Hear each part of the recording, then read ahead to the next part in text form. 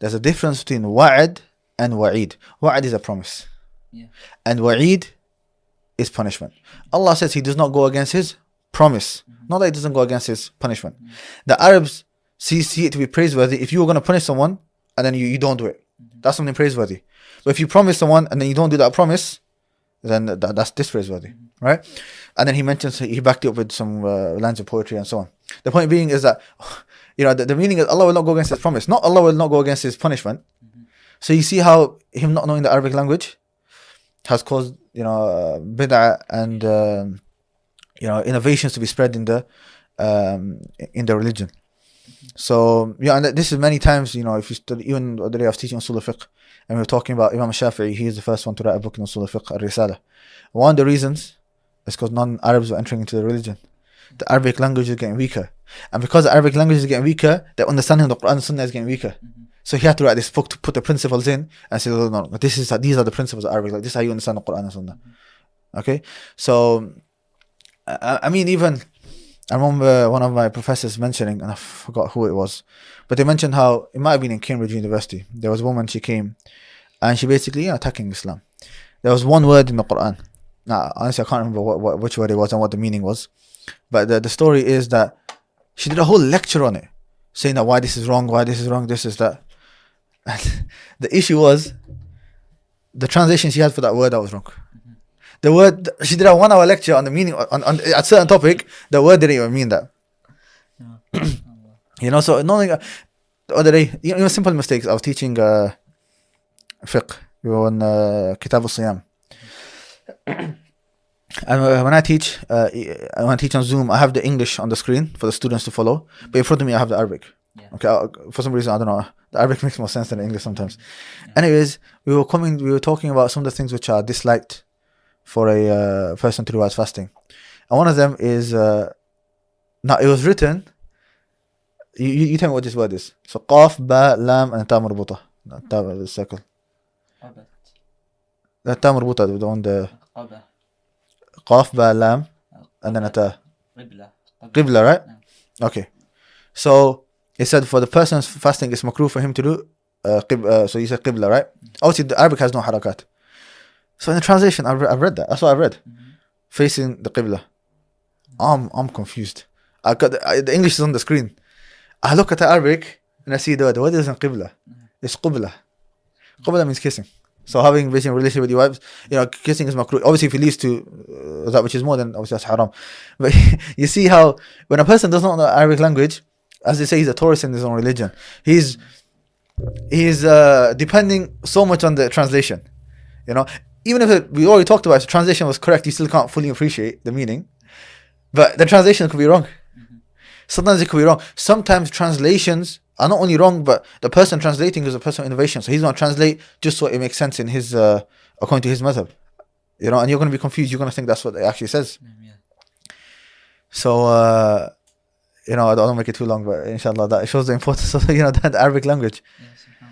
Yes, even in Al-Asma'i rahimahullah, passed away 216, he says, I fear, and this is not in Quran, I'm talking about hadith, I fear that the one who makes a mistake in reciting a hadith, just reciting, he says, instead of saying innamal a'malu bin niyat, he says innamal a'mala bin niyat, right? To be honest, the meaning doesn't really change. It's just like a mistake, yeah? Well, according to my knowledge, like I said, I'm not a specialist Arabic either, so maybe it does change the meaning. But from what I know, it doesn't really change the meaning. It's just a mistake. He says, he didn't give this particular example, but he said, I fear the one who makes a mistake in the hadith of Rasulullah, he will come under the hadith, man kadhaba alayya muta'ammidan falyatabawwa maq'adahu min an-nar. Whoever lies about me intentionally, let him take a seat in the hellfire. Why? Because you're saying the Prophet said this, but the Prophet didn't say that. He didn't say innamal a'mala. He said innamal a'malu. Obviously what he said is if someone makes a mistake by accident, inshallah they're forgiven. رَبَّنَا لَا تُؤَاخِذْنَا إِنْ نَسِينَا وَأَخْطَأْنَا.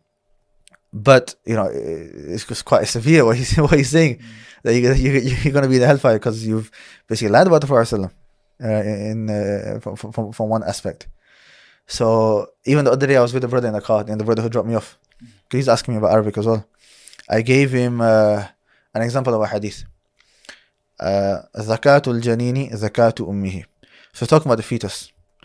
in an animal. Now, if you want to sacrifice the mother, obviously it's two animals now. It's the mother and the child. Do you do one sacrifice or do you do two? Okay. Now, the majority of the ulama say zakatul janini is zakatu ummihi, which means that the sacrifice of the fetus is the sacrifice of the mother, meaning just one mother, and that counts as both. The Hanafiya, they take the narration zakatul janini zakata ummihi. Zakata with a fath means like. I don't know go into grammar behind it, but it means the sacrifice of the slaughtering of the fetus is like the slaughtering of the mother, meaning you have to do two. So you see how the one haraka changes from the dhamma to the fatha, and how the ruling changes from two sacrifices to one. If I was translating, how would I translate that? I would either have to put is or have to put the word like. How can I encompass both? How can I, for a person himself to maybe look and work out? You can't. So that's the Arabic language. Wallah, and the more you learn Arabic, the better understanding you have of the religion. The more you appreciate. The more you appreciate the religion, the more as Shaykh al-Islam says, you become more intelligent as well. And it comes under having more knowledge as well. They say a very profound statement one of the teachers mentioned: "Man kathura ilmuhu qalla inkaruh, wa man qalla ilmuhu kathura inkaruh." Whoever increases in knowledge, his rebuking of others decreases, and whoever decreases in knowledge, his rebuking increases. It's funny because we were talking about a brother that we know. His name is Ridwan, but it's spelled with the U, Ridwan. Yeah. So as I was speaking to him, I said, you know what? The other day I was reading to my teacher at the Qur'an, and I recited the ayah, وَرِضْوَانُ مِنَ اللَّهِ أَكْبَرُ. In the other Qur'an, it's وَرُضْوَانُ مِنَ اللَّهِ أَكْبَرُ. So you know what? It's right. Ridwan is right. But somebody who doesn't know that would say, it's Ridwan, what you're doing is wrong. Yeah. But it's a Qur'an. The Arabs will pronounce it Ridwan. So it was just a nice example that just happened last night, so I thought I'd mention it. But Arabic language, English, you won't have a clue. You'll go around saying it's wrong. Yeah. Another thing we mentioned yesterday was the word a lot of people don't know, halaqa. That's incorrect. The word's halqa with a sukoon and the lam. People say a fatha because the plural is halaqat, but the word singular is halqa. Halqatul Qur'an. It comes in the hadith. I think even in the Kitab al-Tawheed it comes chapter 6 or 7. The hadith radiyallahu anhu, أنه رأى رجلا وفي يده حلقة من صفر. Halqa. The word halqa. Halqa means something round, so it's referring to a ring. As for halaqa, if you say halaqa means baba, halaq, the babas. So mabruk is another example. The word's mubarak, from baraka, mubarak, like congratulations, may Allah bless you. That's the meaning of mubarak.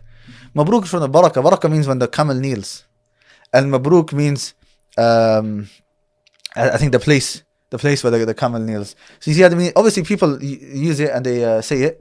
So la bas, if you say it to somebody, it's fine. It's not, you're not gone against Islam if you've said mabruk to somebody. It's fine, you can say it. But if you want to be technical about it, it's incorrect. It's mubarak. No. So wallahu alam, but all these points come back to Arabic language. That's the beauty of the Arabic language. That's the beauty of Arabic language. See, with one Arabic word, you'll have to find 5 words to describe that one Arabic word. SubhanAllah. I mean, for example, the word Rabb. What does the word Rabb mean? Lord. That's a very, very loose translation. Very, very loose translation. Shaykh al-Islam Ibn Taymiyyah rahimahullah, he says, Al-Rabb huwa al-Murabb. The meaning of the Rabb is al-Murabbi, the nurturer. Al-Khaliq, the creator. Al-Raziq, the provider. Al-Hadi, the one who guides. Al-Nasir, the one who gives victory. All of these meanings are in the word Rabb. That's what Rabb actually means. Other ulama mention different things. Ibn Athir mentions 6 meanings and so on. But he's saying that these are all the meanings. And then he carries on to say, and this word, the word Rabb, has the most right to be used when you are making a dua. And that's why look at all of the du'as of the prophets. Rabb. ربنا ظلمنا أنفسنا وإن لم تغفر لنا وترحمنا نكون من الخاسرين. آدم عليه السلام. ربي هب لي من الصالحين. ربنا هب لنا من أزواجنا وذرياتنا قرة أعين. You know, yeah, they call it ربنا dua as they call it, right? If you just think my Lord, you think, okay, you know, my Lord, right? That's a very, very loose translation compared to the one who nurtures you from before you were born, when you're in the stomach of your mother. Allah allows food to come to you, nutrition to come to you. And then when you are born, Allah takes care of you. He nurtures you intellectually, physically, emotionally, spiritually, and so on. And He created you, created everything else. He provided for you, provided for everyone else. This studio here is from Allah. It's not from ourselves. Al-Hadi, He's the one that guided. He's the one that guided to Islam. He's the one that guided to have the idea of the podcast. Yeah, and so on. And now the one who gives victory. That's Ar-Rabb. And that's what Ibn Qayyim rahimahullah says, "Man عرف الله بأسمائه وصفاته وأفعاله أحبه لا محالة." Whoever knows Allah with His names and attributes and actions, he will love Allah, and there's no doubt in that. But when you say we know Allah and His names and attributes, not in English. In English, the meaning is boring, very dull. Right? So in Arabic, Allah Akbar, it's a different world. Wallah, it's a different world.